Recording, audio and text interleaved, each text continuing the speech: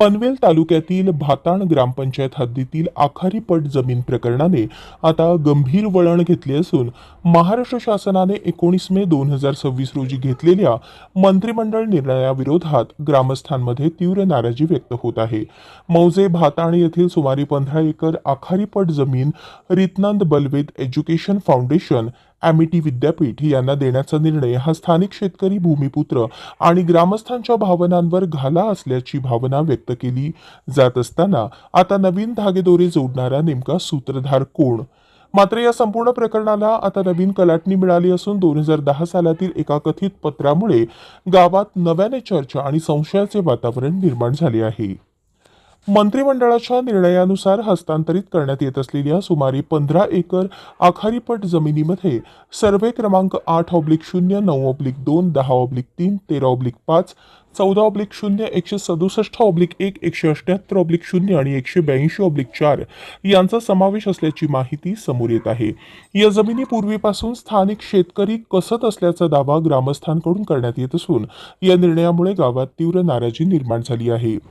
या सर्वे क्रमांकांपैकी म्हणजे 167/1, 178/0 आणि 182/4 या 3 सर्वे नंबरबाबत 10 मे 2010 रोजी ग्रामपंचायतीच्या लेटरहेडवर एक पत्र रितानचंद बळवंत एज्युकेशन यांना देण्यात आल्याचा दावा केला जात आहे। या पत्रामध्ये शासनाची आवश्यक परवानगी मिळाल्यास जागा उपलब्ध करून देण्यासाठी ग्रामपंचायत सहकार्य करेल असा आशय असल्याचे सांगितले जात आहे। ते पत्र लवकरच आपल्या निदर्शनास येईल। मात्र या पत्रावर आवक जावक क्रमांक नसल्याचा आरोप होत असून शासकीय दफ्तरी याची कोणतीही अधिकृत नोंद नसल्याची चर्चा गावात सुरू आहे। त्यामुळे हे पत्र नेमके कोणी तयार केले, त्यावरील हस्ताक्षर कोणाचे आहे, सही कोणी केली आणि ते अधिकृतपणे जारी झाले होते का, असे अनेक प्रश्न उपस्थित होत आहेत। आमच्या म्हणण्यानुसार या पत्रामागील सत्य लवकरच समोर आणले जाईल आणि संबंधित जबाबदार व्यक्तीचे नावही उघड केले जाईल। या प्रकरणात आणखी एक गंभीर मुद्दा पुढे आला आहे।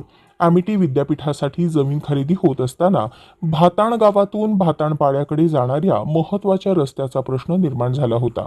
हा रस्ता खुला ठेवण्यासाठी अनेक ग्रामस्थांना संघर्ष करावा लागल्याचे सांगितले जाते। या रस्त्यासंदर्भात ग्रामपंचायतीच्या लेटरहेडवर देण्यात आलेली कथित ना हरकत प्रमाणपत्र देखील वादाच्या भोवऱ्यात सापडली आहे। या NOCवर तारीख नसल्याचा आरोप होत असून तिच्या वैधतेबाबतही प्रश्नचिन्ह उपस्थित केले जात आहेत। ग्रामस्थांचा सर्वात मोठा आक्षेप म्हणजे जर 2010 मध्ये सर्वे क्रमांक 167/1, 178/0 आणि 182/4 संदर्भात जमीन मागणीचा अर्ज प्राप्त झाला होता तर त्याची माहिती ग्रामसभेत किंवा गावकऱ्यांसमोर का मांडण्यात आली नाही? ग्रामस्थांच्या मते त्यावेळी योग्य माहिती आणि चर्चा झाली असती तर आजचा संघर्ष टाळता आला असता। गावच्या सामूहिक हिताशी संबंधित निर्णय गुप्तपणे हाताळल्याचा आरोप काही नागरिकांकडून केला जात आहे। सध्या भाताणमध्ये या विषयावर जोरदार चर्चा सुरू झाली असून आम्ही पुरावे आणि कागदपत्रे सार्वजनिक करण्याच्या तयारीत आहोत। शासनाच्या निर्णयाविरोधात एकजूट निर्माण होत असल्याचे चित्र दिसत असून येत्या काही दिवसात आंदोलन, उपोषण आणि व्यापक लोक चळवळीची शक्यता व्यक्त केली जात आहे। त्यामुळे भाताणमधील आखारीपट जमीन प्रकरण आता केवळ 15 एकर जमीन हस्तांतरणापुरते मर्यादित न राहता 2010 मधील पत्र कोणी दिले आणि ग्रामस्थांपासून ही माहिती लपवली का, या प्रश्नाभोवती केंद्रित झाले आहे। आगामी काळात या प्रकरणात आणखी धक्कादायक खुलासे होण्याची शक्यता व्यक्त केली जात असून संपूर्ण पनवेल तालुक्याचे लक्ष आता भाताणकडे लागले आहे।